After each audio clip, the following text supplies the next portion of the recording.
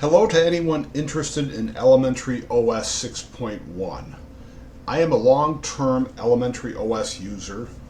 I gave up on Windows shortly before Windows 7 came out, maybe about a year before, and I played around with different Linux distros previous to that, and I installed Ubuntu and decided I was not going to look back.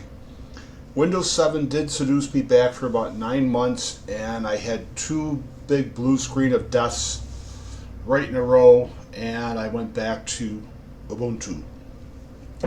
Sometime around, I think 2013, I found the .2 release of Elementary OS, and I fell in love. It's been my Linux distro of choice ever since. I do occasionally play around with other live boots, and on this current system, which is an i9 CPU, I have a install of Pop! OS installed on another drive. I'm trying to boot into Pop! OS once a week for about an hour or two, and it's still not good enough to get me away from Elementary OS. So let's just go through the user interface, and I'll talk about things I like and what I don't like. Right off the bat with the applications, one thing I don't like is you can't rearrange these yourself. You can't add different categories, and I wish you could. I really wish you could. Pop! OS lets you do that in their launcher, and after seeing that, I thought, holy cow, Elementary OS needs that. It's not a big deal. As you can see, I have a lot of icons on my toolbar, which is called Plank in Elementary OS. Plank is dynamic. The more you add, the smaller it gets to fit everything. You can manually set the size, but I can't set this to a large size because it would cut off access to certain apps. So you can only set it to the size based on how many icons you have. I know this looks crazy to some people, but it works for me. And let's talk about this now. I use my PC as half a PC and half a Chromebook. I've got LibreOffice Writer installed, and right next to it I have a Chrome app for Google Docs. Code is a basic text file editor for Elementary, and then I have Google Keep. I have the Files app through Elementary, and then I have Google Drive. So I'm just a mixture of real programs and links to Chrome apps. So let's go back up to the top. We'll click the date, and you notice I have my calendar integrated with my Google Calendar. These little dots represent something on my calendar. So that's pretty neat. And then I'll show it later when I go through the settings, but this one represents that my number lock is on. If I click the keyboard, it goes off. If you accidentally hit the caps key, that indicator comes on. I don't know why more Linux distros don't show that. That is pretty cool. Moving along, you have a little indicator for the mic. You have your sound indicators, and you can actually get into the sound settings. Networking, if I was on my laptop, this would show my possible Wi-Fi SSIDs to connect to. Bluetooth, you'll see my Logitech mouse is connected. And then an indicator. This is an indicator that I have mail at one of my email addresses. And then lastly, the power option, which allows you to suspend, shut down, log out. Now, even on my laptop, I don't use the suspend settings. My laptop's either on or off, and I don't want it suspended. I just want to use my laptop. When I'm done, I shut it down. It's a less than a year old i5 HP laptop. It starts up fast. I don't care about any power features. I just want it either on or off, just like my desktop. Okay, so we talked about Plank a little bit, that it resizes dynamically. Let's go into settings. So the only thing not stock here is I've installed Elementary OS tweaks. If you wanted to tweak things a little bit, you can, but you can really get your desktop looking exactly as you need it to with all the regular settings. So we'll start with applications. I'm not using a default email client, so it's just set at the built-in one from Elementary. My email are all through Chrome apps, a Google Gmail Chrome app and a Peak Internet Chrome app. So if I say install Thunar and I wanted to use that as default, I could change it away from files. But I really like the file browser for Elementary. So let's start there as a little segue. I like that you can just make a shortcut to anything. You can add a bookmark, and now this is on this side. You want to get rid of it, just remove it. Elementary OS remembers the last tabs you have opened, and it will open up in the same spot on the screen when you're done with it and you start your computer fresh the next day. It's a very intuitive file manager. Single click to get into. I'm sorry, it's now a double click. Nope. It's a single click and then a double click to open. I'm sorry, I'm not a professional YouTuber. The one thing you'll note is missing is a minimize button. I can maximize, I can return to the same size window I'm at. To minimize an Elementary OS, you find it on the toolbar, the app, and you click again, and it will minimize and then come back to the desktop. To me, that's a nice workflow. You've got to go to the toolbar or the bottom of your screen, depending what OS you're using, to reopen a minimized app anyway. You might as well minimize it from there too. All right, let's go to the desktop applet. So this is where you can change your wallpaper, and this is a little area that Elementary has over the other distros.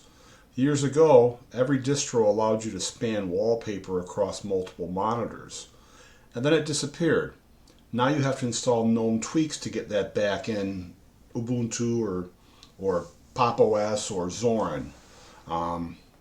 But in Elementary, it's just another choice of the menu, and you can change wallpapers and have it span both your desktops. We'll go to the Appearance tab.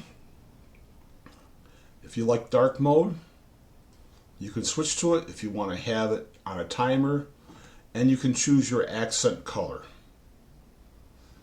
I'm just kind of default, but if you wanted a purple or a red,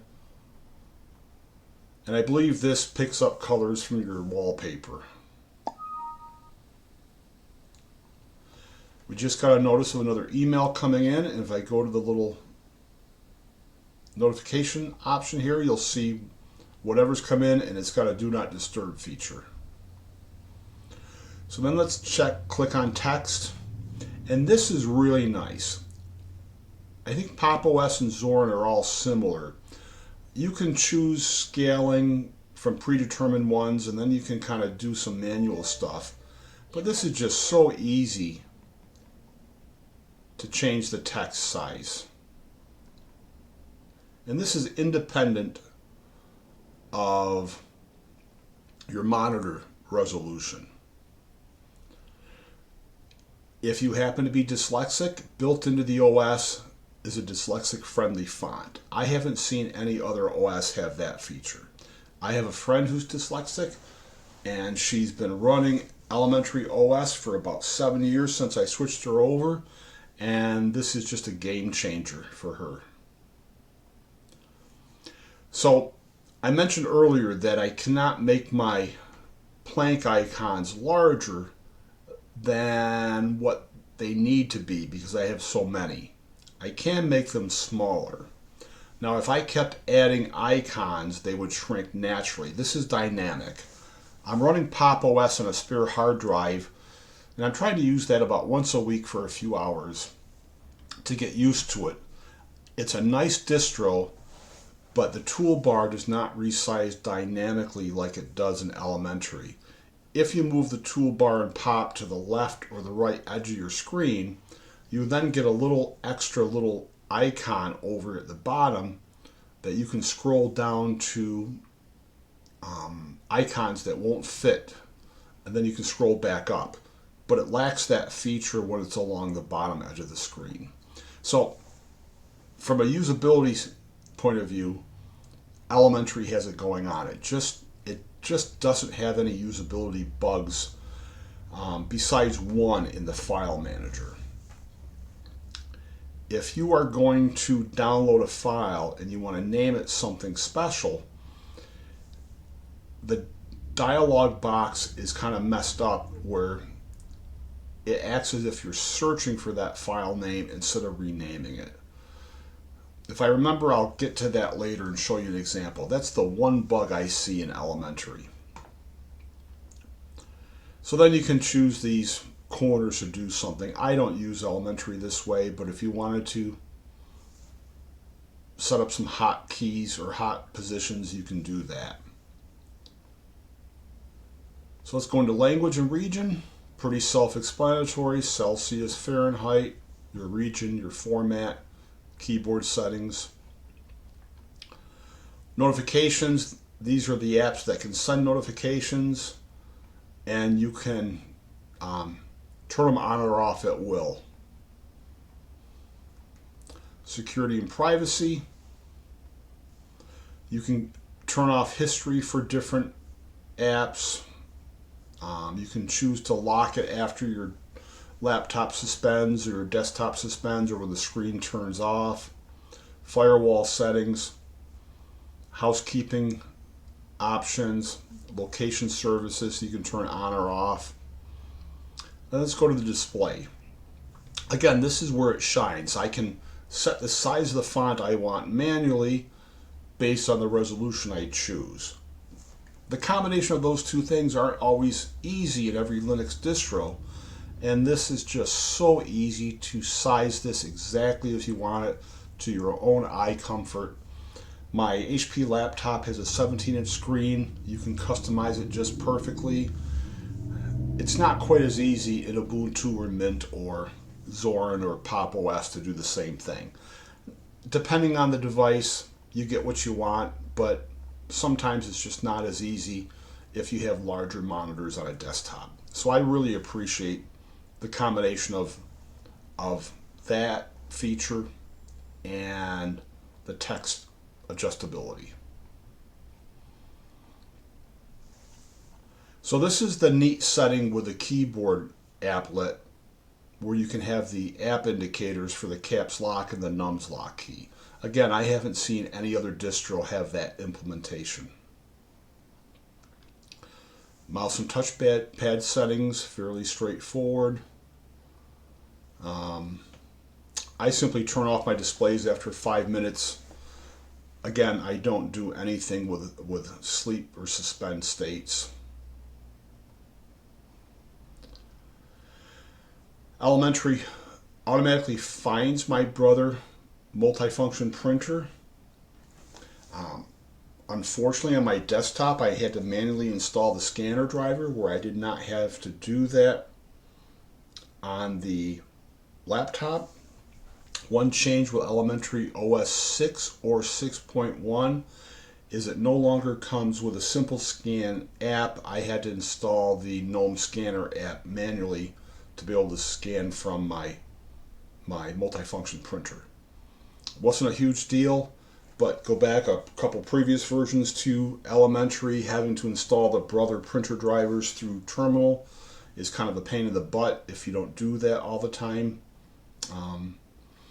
Basically, Elementary OS 6.1 allows you to stay out of the terminal to a great deal to get everything working the way you want it to. Sound settings are pretty self-explanatory. Output, input. My Logitech webcam shows up twice. If I check either one, it works. I don't know why it shows up twice. I've never had a tablet. Bluetooth settings. your networking settings.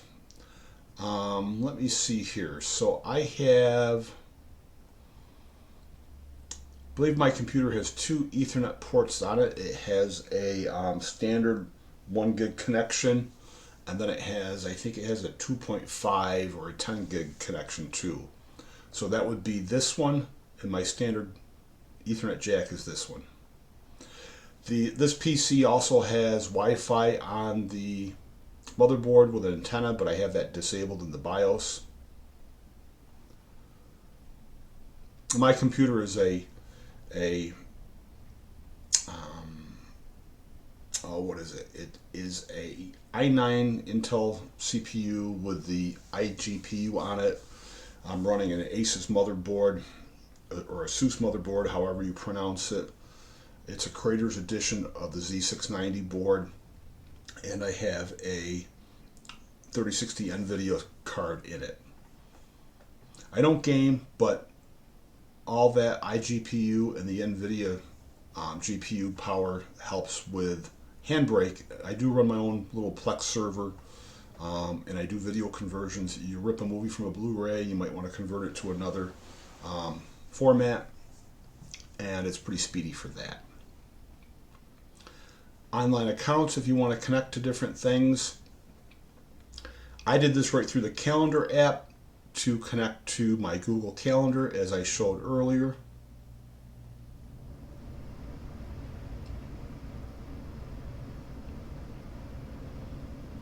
Now this is a neat feature that I haven't seen in other distros.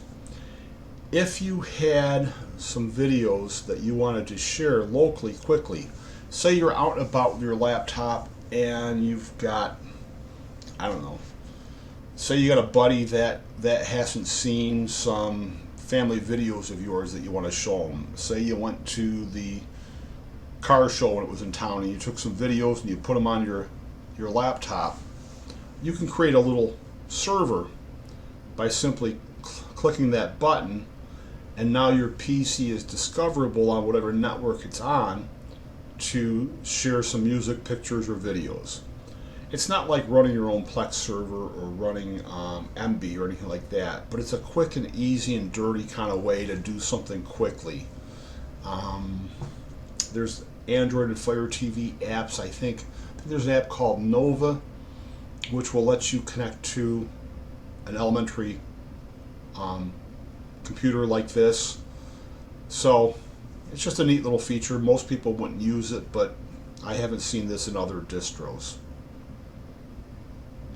Date and time is pretty self-explanatory. If you've got kids, you could set screen time limits.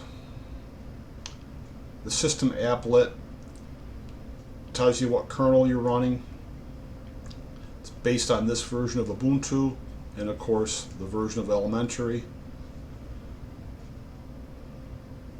And then if you click on firmware, you can actually do firmware updates right here if you have one, or through the App Store.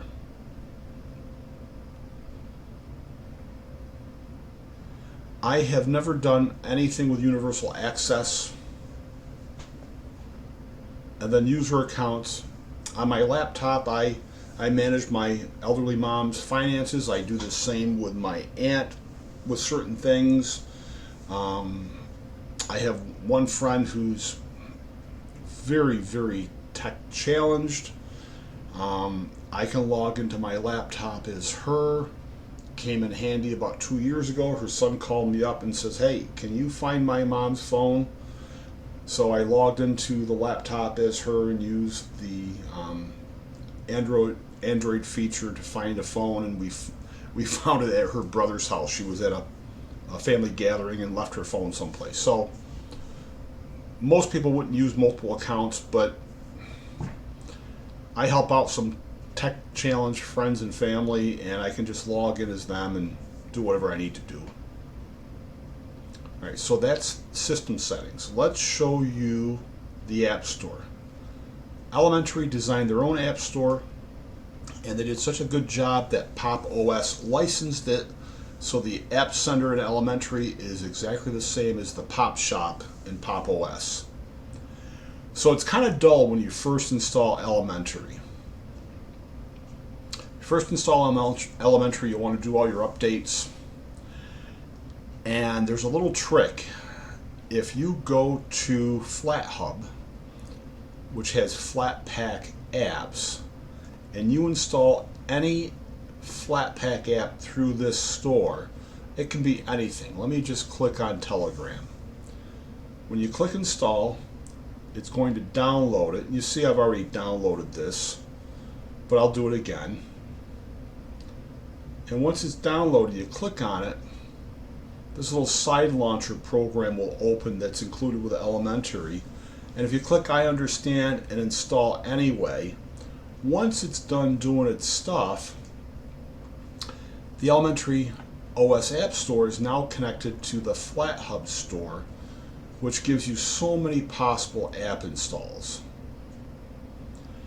So you see side load here, and these are just all the programs I've installed. Make MKV, which is what I use to rip a Blu-ray movie off an optical disc, is from the FlatHub store. The Plex HTPC app is from the FlatHub store. Weather and this font app, I can't tell you now which one is from the default Elementary OS store and which one's from FlatHub. Let me do something here.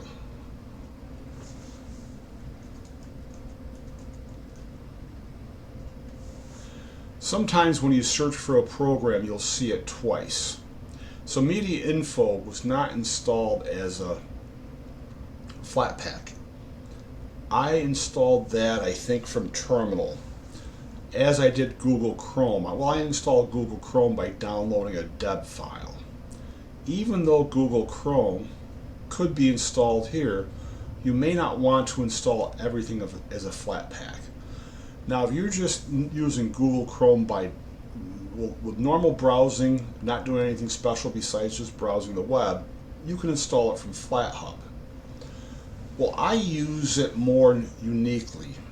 I create a lot of Chrome apps. And to do that, Google Chrome has to be able to talk to my file system. As a Flatpak app, that's impossible because all Flatpak apps are sandboxed away from the operating system and away from other apps. They're not interconnected in any way. As long as you don't need the app to connect to your file system or another app, it's a very secure way of installing a program.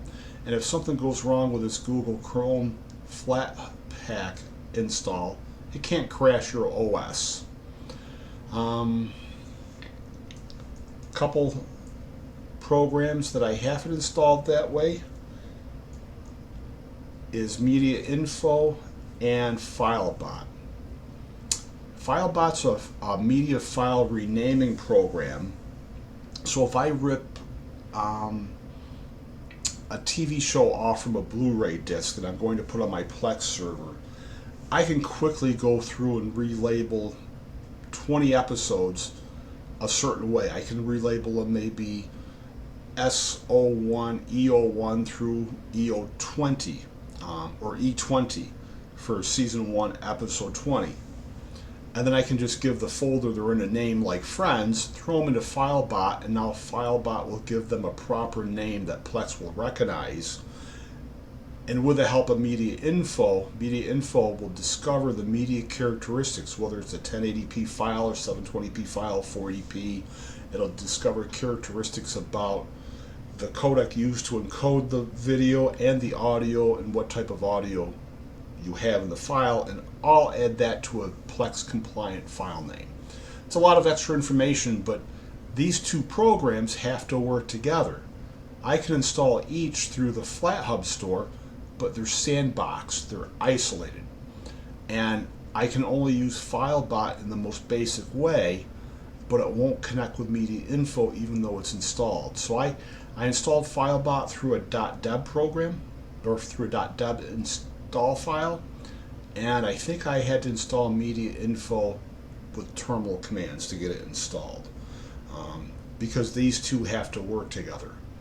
The more you can install through a FlatHub store with Flatpak apps, the less likely anything is ever going to conflict on your install of Linux. And that's true for elementary, it's true for Pop! OS, it's true for even Ubuntu with snaps. Snaps are kind of isolated in a way too. So you kind of got to know what you're doing, but to get up and running quickly, the FlatHub store is great. And it just takes one app install to get it connected to your actual app store in elementary. So I could install Telegram this way, but once the connection is made, I don't have to go back to that FlatHub store because everything's right here. Now I do wish that these were marked. I do wish it said Telegram Desktop by John Preston Flatpak.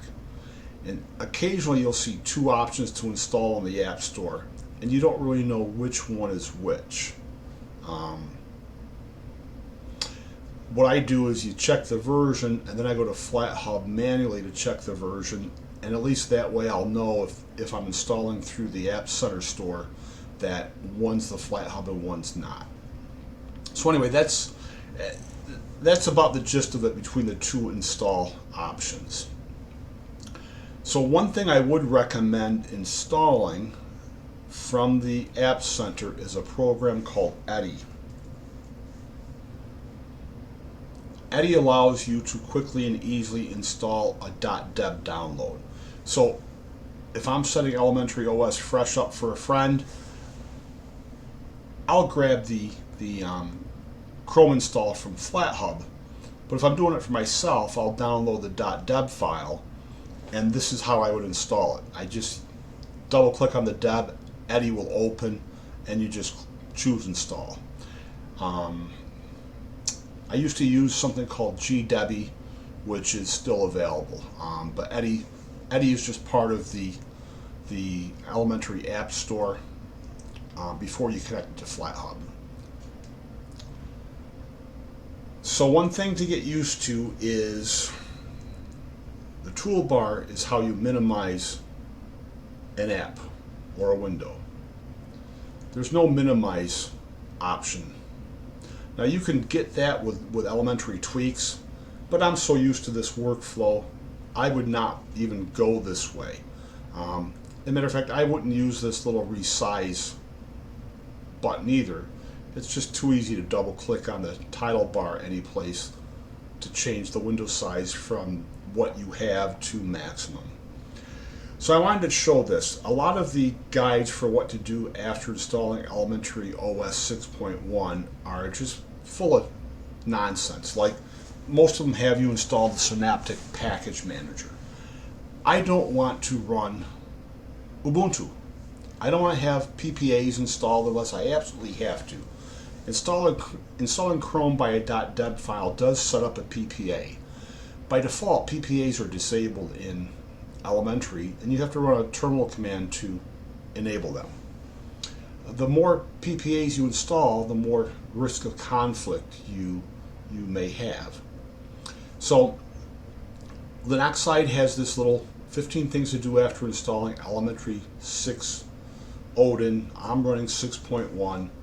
It's still appropriate. It tells you how to check for updates. It tells you how to check for firmware updates. And it gives you the terminal command to install the multimedia codecs and plugins. So let's open up terminal. Let's resize this window.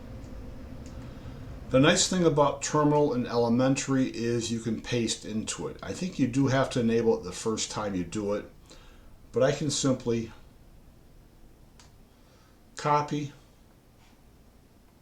right click and paste, and hit enter, and it's going to ask for my password.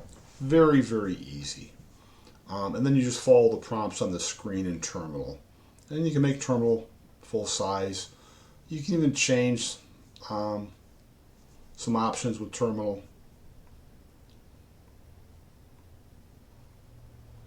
So you do want to be able to watch a movie or a video, or if somebody emails you a video from their phone, you want to be able to watch that. So this is something you want to do. Now this is recommending to install GDebi, but we just talked about that. You can get Eddie from the App Store. This is how I install Google Chrome. I go to Chrome and download the 64-bit deb file. You could do it this way, but I'd rather just do the deb file. Talks about some application settings, dark mode, which we've already covered, do not disturb, night light, housekeeping, screen time, and then it shows you how to install Pantheon tweaks. Pantheon is the Windows desktop environment that Elementary uses. Not many distros do, and again, you would just paste these commands one at a time into terminal, run them. When it's finished, do the next one. Motion detected. Excuse my camera going off. Motion detected. So this is just a little quick extra thing to do. If you're running a laptop, you can run these commands in terminal to optimize your battery. And this is about it for my Elementary tour. I like the usability. I think it's easy to get set up. One thing I wanted to show you. Seeing I use a lot of Chrome apps, let's make a Chrome app out of this. So I'll go to these three dots in the upper right hand corner. I'll choose More Tools. I'll choose Create Shortcut, and you can change it to anything you want. Open as a window, create shortcut, and now it's its own icon. And say you didn't like that icon. I'm glad I remembered this. You can install a program called App Editor, which then lets you go to any of the Chrome apps you've installed and you can change the icon for them. And that's how I got this specialized icon for this email account of mine. I may have changed a few others, I can't remember right now. But if you do a Chrome app from an average web page, it's going to have kind of a blocky icon. I may have changed Gmail, that may be the default one, I don't know. But anyway, that's a quick tour of Elementary OS. And again, there's not many reasons to not like it. About the only bug I found is trying to rename a file that you're downloading. Anything you type ends up in the search box at the top of the dialog box. And I've just got used to typing the name there, cutting it and pasting it into the actual file name area. But that's about the only bug I found. Thanks for watching.